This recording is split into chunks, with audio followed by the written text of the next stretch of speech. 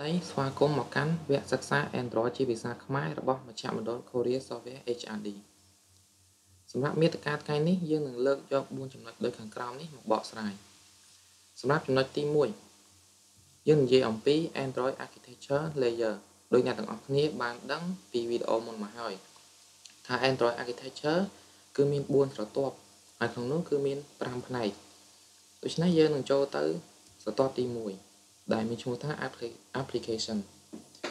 Application គឺជាលទ្ធផលសម្រេចរបស់ developer មានន័យថាគឺជាកម្មវិធីដែលរួចរាល់សម្រាប់ការ install និងការប្រើប្រាស់ឧទាហរណ៍ដូចជា Contact គឺជាកម្មវិធីមួយដែលអនុញ្ញាតឲ្យយើងសម្រាប់ store នៅលេខទូរស័ព្ទ Phone គឺសម្រាប់ឲ្យយើងអាច call ទំនាក់ទំនងនិង message សម្រាប់ផ្ញើសារនិងកម្មវិធីផ្សេងទៀតដូចជា game និងកម្មវិធីផ្សេងទៀតដែលយើង download ពី Play Store មក install នៅលើទូរស័ព្ទដៃរបស់យើងដូច្នេះស្រទាប់នេះគឺផ្ដល់ការគ្រប់គ្រងទៅលើការ install application នៅលើទូរស័ព្ទដៃ Android ស្រទាប់បន្ទាប់ទៀតគឺ application framework ដែលស្រទាប់នេះគឺផ្ដល់នៅ service ទៅឲ្យ application ឧទាហរណ៍ដូចជាយើង install កម្មវិធី Facebook មួយនៅលើទូរស័ព្ទដៃរបស់យើងដូច្នេះរាល់ពេលដែលយើងបើកកម្មវិធី Facebook កម្មវិធីនោះគឺត្រូវការ access ទៅកាន់អ៊ីនធឺណិតដើម្បីទាញយកនៅព័ត៌មានថ្មីៗយកមកដាក់ក្នុងទូរស័ព្ទដៃយើងដូច្នេះ application framework ក៏បានផ្ដល់នូវ service អ៊ីនធឺណិតទៅកាន់ application របស់ Facebook ដើម្បីអនុញ្ញាតឲ្យកម្មវិធីមួយនោះអាច access ទៅអ៊ីនធឺណិតបានឧទាហរណ៍មួយទៀតកម្មវិធី Google Map ដែលជាកម្មវិធីបង្ហាញផែនទីដូច្នេះនៅពេលដែលយើងចង់ដឹងពីទីតាំងដែលយើងកំពុងតែនៅដូច្នេះពេលនោះ application framework នឹងផ្ដល់ service location manager នេះទៅឲ្យកម្មវិធីមួយនោះដើម្បីទាញយកព័ត៌មាន location ដែលបានទទួលពី GPS ដូច្នេះស្រទាប់នេះគឺរងចាំផ្ដល់នៅ service ទៅឲ្យ application ដែលយើងបាន install នៅទូរស័ព្ទដៃរបស់យើងស្រទាប់បន្តទៀតគឺ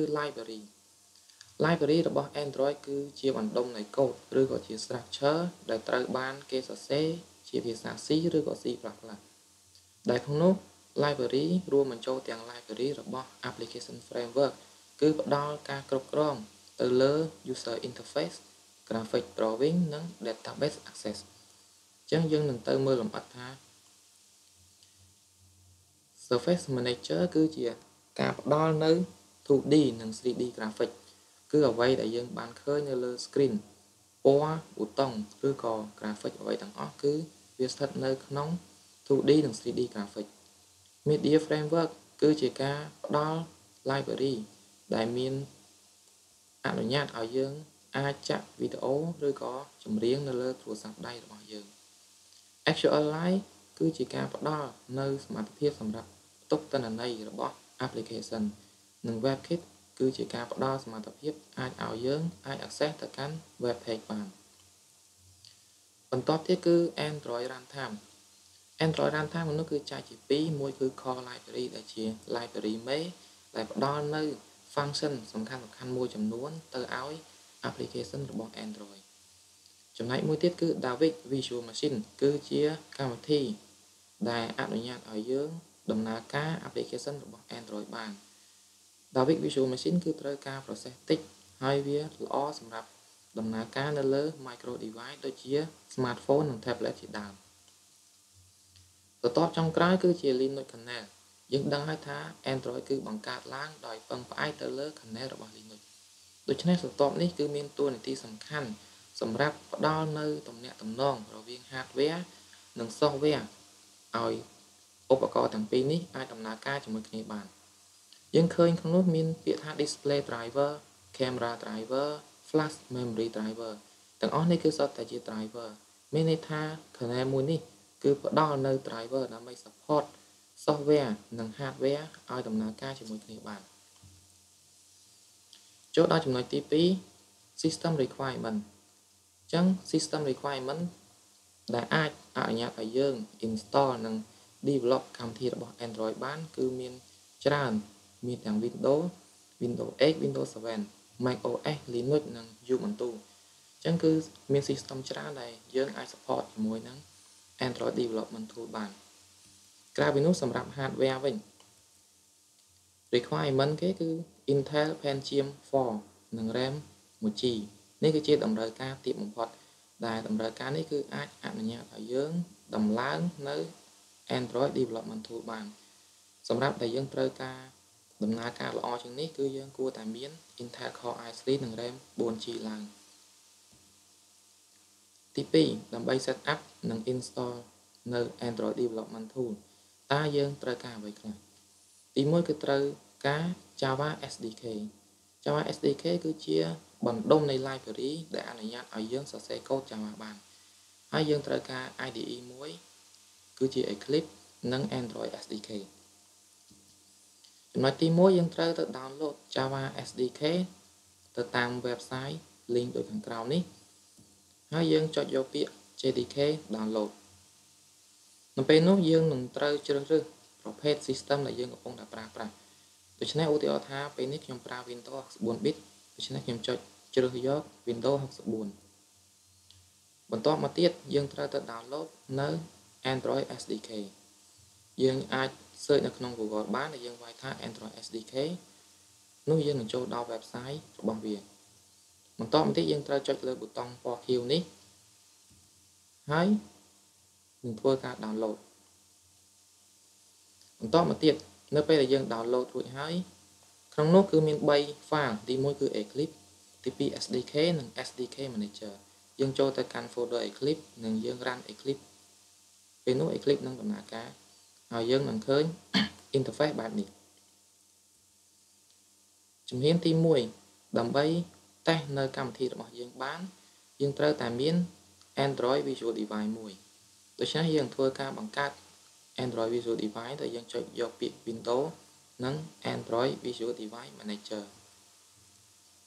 ពេលនោះយើងចុចយកពាក្យ New ដើម្បីបង្កើតនៅ device ថ្មីមួយចំណុចទី1ឈ្មោះឧបករណ៍គឺយើងត្រូវដាក់ឈ្មោះរបស់ device របស់យើងអាចដាក់ឈ្មោះអ្វីក៏បានដែរប៉ុន្តែហាមមិនឲ្យដក clear ទី2គឺយើងត្រូវជ្រើសរើសប្រភេទ device ដែលជាមានច្រើនដូចជាទំហំរបស់អេក្រង់ resolution បន្តមកទៀតយើងត្រូវជ្រើសរើសយកឧបករណ៍គឺ version របស់វាគឺយើងត្រូវតែជ្រើសយក version ចុងក្រោយជានិច្ចចំណុចទី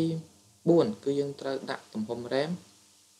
ក្នុងការដាក់ទំហំ RAM នេះយើងមិនត្រូវដាក់ធំហួសពេកទេឧទាហរណ៍ថា computer យើងមាន RAM តែ 1GB អញ្ចឹងបើសិនជាយើងដាក់ទំហំ RAM លើសពី 1GB អញ្ចឹងពេលនោះអាចនឹងមានបញ្ហាឬក៏ visual device របស់យើងមិនអាចដំណើរការបាន